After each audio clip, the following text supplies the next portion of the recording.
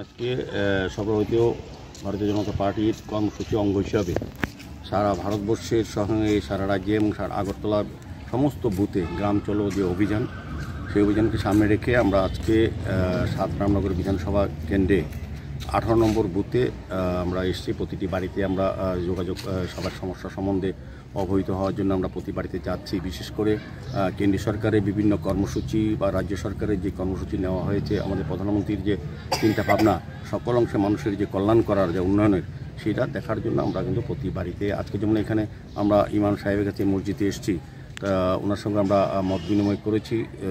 যে আমরা জেনে খুব আনন্দিত হয়েছি এই এলাকার সার্বিক আমাদের সঙ্গে আমাদের এই এলাকার যিনি কর্পোরেটর 35 নম্বর ওয়ার্ডে আগরতলা পৌর নিগম অন্তর্গত তুষারকান্তি ভট্টাচার্য আছেন, জসিমউদ্দিন সাহেব আছেন, আমাদের ইমাম সাহেব আছেন এবং বিভিন্ন আমাদের বুথের যে আমাদের যে সভাপতি সহ কার্যকর্তারা আমরা প্রতিটি বাড়ি গেছি। আমরা এখানে দেখেছি যে প্রায় বাড়িতেই কেন্দ্রীয় সরকারের যে কর্মসূচি বা স্কিম এবং রাজ্য সরকারের প্রধানমন্ত্রী আবাস যোজনা ক্ষেত্রে প্রায় প্রতি বাড়িতে সবাই ঘর পেয়েছেন এই এলাকায়। তারপর ফ্রি রেশন পাচ্ছেন, জলের কোনো অসুবিধা নেই, বিদ্যুতের কোনো অসুবিধা নেই, সার্বিকভাবে রাস্তাঘাটের যথেষ্ট উন্নয়ন হয়েছে এখানে। প্রতিটি আমি দেখি সিসি রোড হয়েছে, গলি পেপার ব্লকের রাস্তা হয়েছে, সিসি ওয়ার্ক হয়েছে। সার্বিকভাবে এই এলাকার মানুষ অত্যন্ত খুশি। আমি এই কারণে তারা প্রধানমন্ত্রীকে ধন্যবাদ জানিয়েছেন, আমাদের নরেন্দ্র মোদীকে, এবং রাজ্যের মাননীয় মুখ্যমন্ত্রী প্রফেসর ডক্টর মানিক সাহাকে তারা অভিনন্দন জানিয়েছেন, এবং পাশাপাশি আমাদের যিনি কর্পোরেটর তাকে তারা খুব ধন্যবাদ জানাচ্ছেন। উনি প্রতিনিয়তই সবার সঙ্গে যোগাযোগ রক্ষা করে এই কাজগুলি সমস্যার সমাধান করছেন। সার্বিকভাবে আমি বলবো যে প্রতি বুথে যে অভিযান আমাদের এই অঙ্গ হিসেবে আমাদের এই যে আজকের প্রোগ্রাম, আমরা আজকে এখানে মসজিদে এসেছি, আমরা একটা মন্দিরও যাব। মন্দির এখানে পুরোহিতের যিনি প্রধান, ওনার সঙ্গে আলোচনা করব, এবং বিভিন্ন লাভার্থী বাড়িতে আমরা গিয়েছি। সবাই খুব খুশি সরকারের উপরে, নরেন্দ্র মোদীকে আবার তৃতীয়বার প্রধানমন্ত্রী তারা দেখতে চান।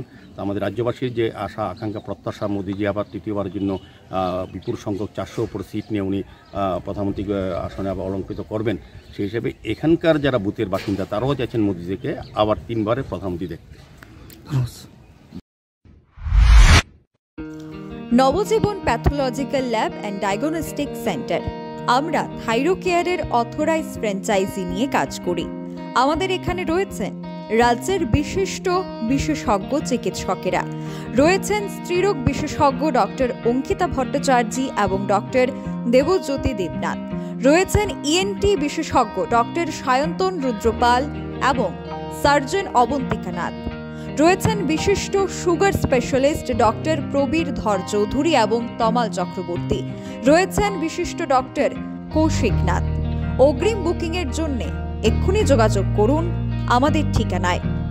নবজীবন pathological lab and diagnostic centre, Sarbadharma mission and Nagerjala.